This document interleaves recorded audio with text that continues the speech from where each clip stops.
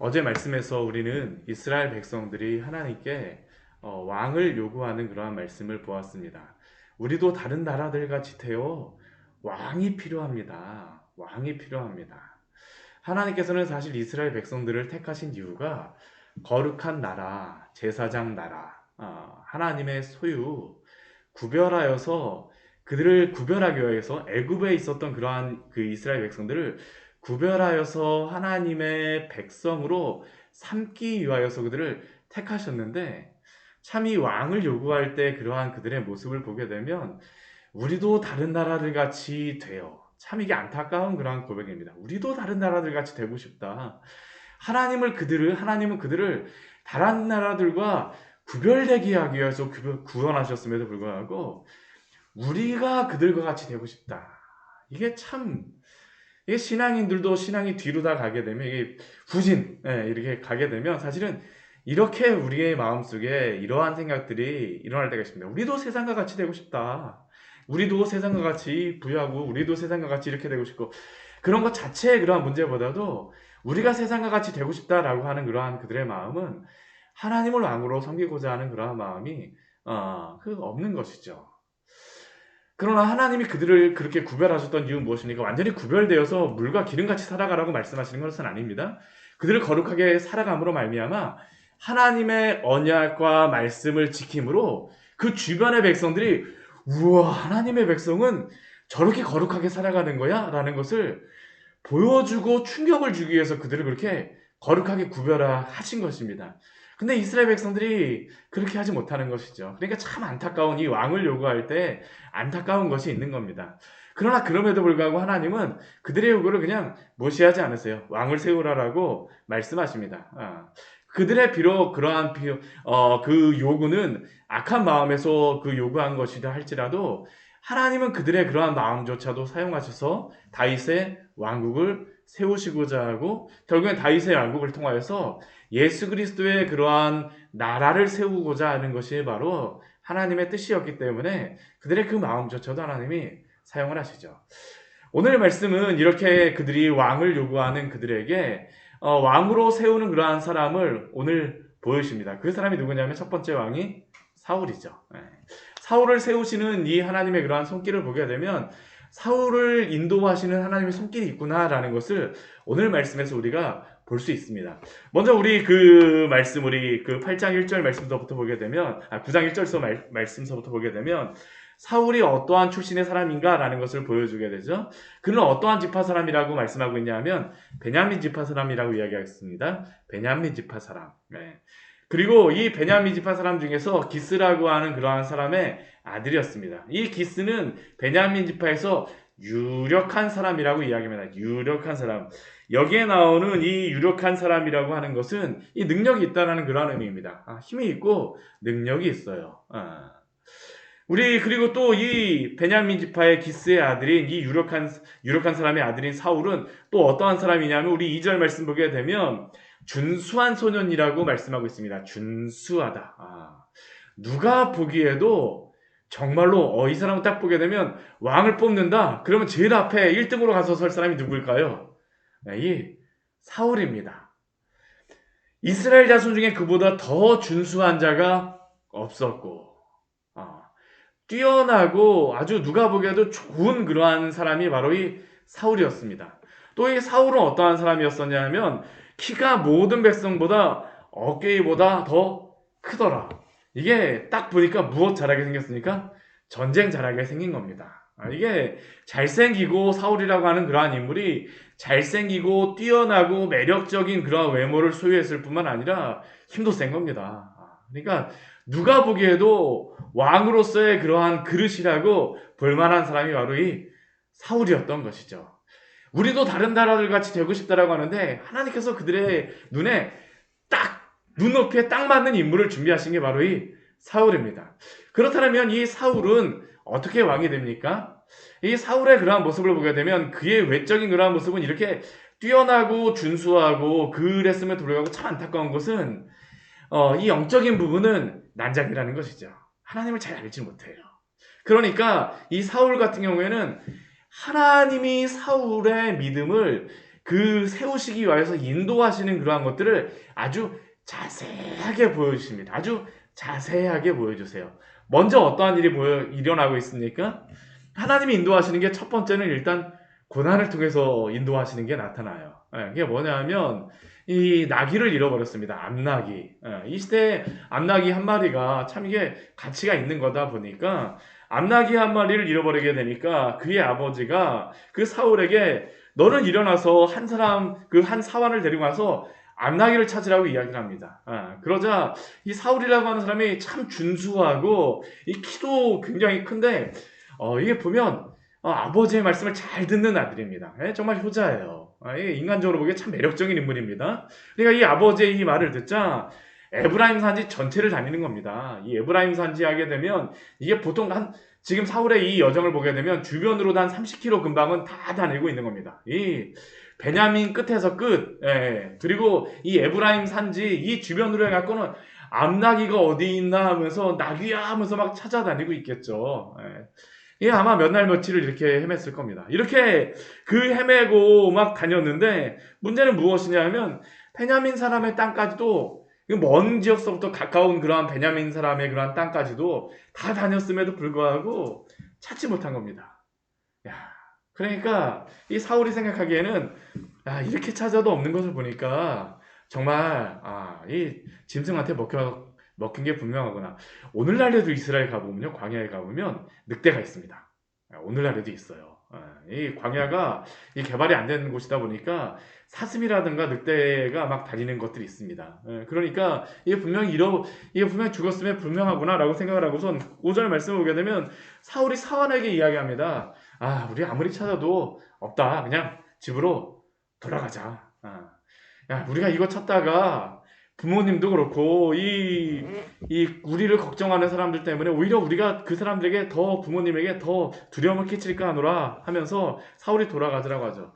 근데 이 하나님이 인도하시는 그 손길을 알 수 있는 게 보통 이렇게 사환에게 종에게 이렇게 이야기하면 종 같은 경우는 무엇이라고 이야기할까요? 좋은 생각입니다. 물도 다 떨어져 가는데 빨리 집에 가야죠. 저 목말랐거든요. 음식도 다 떨어졌어요. 이렇게 말하는 게 당연한 것인데 이 사환은 다릅니다. 이 사원은 달라요. 우리 뒤에 말씀에 보게 되면 6절 말씀 보게 되면 이 사울에게 이야기하죠. 보소서 우리가 지금 이 성읍에 도착하는데 이 성읍에는 하나님의 사람이 있습니다. 존경을 받는 사람이고 그가 말하는 그러한 것은 다 응합니다. 하나님께서 이 하나님의 사람이라고 하는데 이름을 밝히지 않습니다. 왜 이름을 밝히지 않는 거라 하냐면 이 사울의 영적인 상황을 지금 이야기하고 있는 겁니다. 사울이 사무엘이 누군지를 알지 못하는 거예요. 그 유명한 사람이 사울의 그냥 고향이 집이 기부하고 사무엘의 고향이 라마라고 하는 곳인데 한 7, 8km 정도밖에 안 됩니다. 보면 다 보여요. 보이는 동네입니다. 그런데도 불구하고 지금 이 사울이 사무엘이 어디 있는지를 잘 모릅니다. 그러니까 그런데도 불구하고 이 사안 같은 경우는 하나님의 그 사람이 여기 가까이 있습니다. 우리가 바로 여기 있지 않습니까? 아마 이제 지금 돌아가는 것 같습니다. 제가 여기 이 사울의 집 있는 데서 가까운 데 살았었거든요. 이스라엘에서.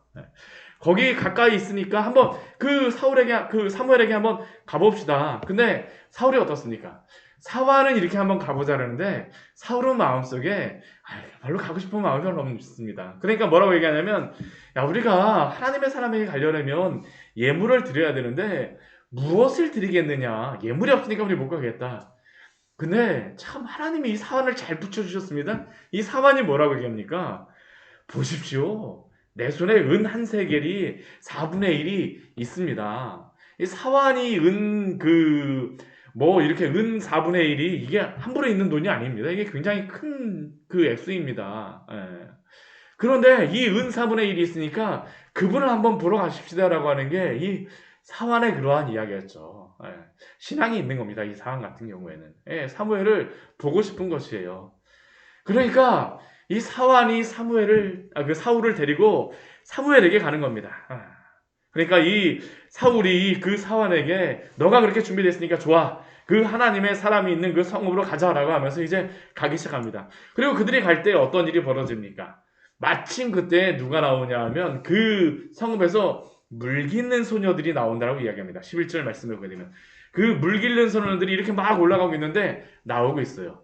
근데 그 물길른 소녀들이 나오는데 그 소녀들에게 이 사완이나 사울이 물어보는 겁니다. 선견자가 여기 있느냐? 그러자 이 소녀들이 무엇라고 했냐면 방금 전에 우리가 올라가는 것을 보았어요. 방금 전에 우리가 보았습니다. 오늘 마침 산당에서 제사를 드림으로 오늘 성읍에 들어오셨습니다라는 게 이 물 기르러 가는 그러한 소녀들의 대답이었습니다. 이 소녀들을 마침 딱 알맞게 하신 겁니다. 사울에게. 그러니까 어떻게 할까요? 사울이 지금 이 사람과 같이 그곳으로 올라갑니다. 그런데 그 올라갔을 때 어떤 일이 벌어지냐? 우리 14절 말씀 같이 한번 읽어보도록 하겠습니다. 그들이 성읍으로 올라가서 그리로 들어갈 때에 사무엘이 마침 산당으로 올라가려고 마주 나오더라. 아멘. 사무엘이 마침, 성경에서는 이 마침이라는 게 참 중요한 단어입니다. 바로 그 순간, 마침. 우리는 인생을 살아가다 보면 우연이라든가 여러 가지, 운이 좋네, 우연하게 이렇게 생각했지. 그러나 하나님의 사람들에게는 그 우연이 무엇일까요? 하나님의 필연입니다. 하나님의 섭리 가운데, 하나님의 주권 가운데에 인도하여 주신다는 것이죠. 오늘 말씀을 보십시오. 하나님의 그 섭리의 그 손길, 하나님의 그 주권적인 그러한 뜻이 사울을 사무엘에게 인도하고 있다라는 것을 보여주고 있습니다. 심지어 무엇을 통하여서도요? 암나기를 잃어버린 그러한 여러 가지 시험을 통하여서도 그것을 하나님이 무엇으로 만들어가고 계십니까? 사울을 사무엘과 만나는 그러한 어떠한 순간으로 만들어가고 계시다라는 것을 우리에게 보여주고 있죠. 이러한 말씀을 보면서 이러한 말씀을 하나님이 우리에게 주시는 이유가 무엇이겠습니까? 하나님의 이 섭리와 하나님의 주권과 하나님의 뜻이 무엇인가라는 것을 보라라는 것입니다. 오늘 우리에게 이 새벽에 나오게 하신 것은 무엇일까요? 마침 하나님께서 우리에게 이 말씀을 듣게 하신 줄 믿습니다. 하나님의 그 말씀을 붙들고 하나님의 그 섭리와 하나님의 그 주권을 인정하시면서 믿음으로 살아가십시오. 믿는 성도들에게는 고난조차도 하나님의 뜻으로 이루어 가십니다. 우리가 로마서의 말씀을 보게 되면 이것을 분명히 볼 수 있는 그런 말씀이 있죠. 이번 수요일에도 저희가 나누었던 말씀인데 우리 로마서 우리 5장 1절과 우리 2절 말씀, 로마서 우리 말씀을 보게 되면 이러한 말씀이 있죠. 나오고 있죠. 우리 로마서 말씀 같이 한번 보도록 할까요? 로마서 우리 5장 말씀 같이 한번 보도록 하겠습니다. 로마서 5장 3절, 우리 3절과 4절 말씀입니다. 로마서 5장 3절과 4절입니다. 같이 한번 읽어보도록 하겠습니다. 다만 이뿐 아니라 우리가 환난 중에도 즐거워하나니 이는 환난은 인내를, 인내는 연단은, 연단은 소망을 이루는 줄 알미로다. 아멘. 하나님이 바로 이러한 뜻이 있다라는 겁니다. 환난 중에도 즐거워할 수 있는 이유가 무엇일까요? 환난 자체가 즐거워서가 아닙니다. 하나님이 그 환난 속에서도 하나님의 섭리와 주권적인 뜻이 있다라는 것을 믿기 때문이죠. 그리고 그 믿음을 가진 그러한 성도는 환난은 인내를 만들어냅니다. 또한 그 인내는 연단, 성숙한 그러한 신앙을 만들어내죠. 그리고 그 연단을 통하여서 무엇을 주십니까? 소망을 이루어 가십니다. 믿음이 소망을 주게 하세요. 환난 속에서도 하나님을 보게 하시는 것이죠. 구름 뒤에 태양이 있는 것을 우리가 아는 것과 같이 우리의 인생이 시커먼 먹구름 그 아래에 있는 것과 같고 깜깜한 그러한 그 속에 있는 것 같다 할지라도 밤이 깊으면 새벽이 오고 해가 뜬다라는 것을 아는 것과 같이 하나님의 그 섭리와 주권적인 뜻은 주님의 백성들을 오늘도 인도하여 주시는 줄 믿습니다. 하나님의 그 은혜가 무엇일까요? 오늘 아까도 잠깐 제가 설교를 하면서 중간중간 말씀드렸지만 사실은 사울이라고 하는 그러한 인물이 신앙이 좋은 인물이 아닙니다. 믿음이 없는 인물이에요. 그러다 보니까 하나님께서 이렇게 자세하게 하나를 인도하심으로 사울의 믿음을 배양시켜 가십니다. 그래서 믿음은 무엇입니까? 하나님의 선물입니다.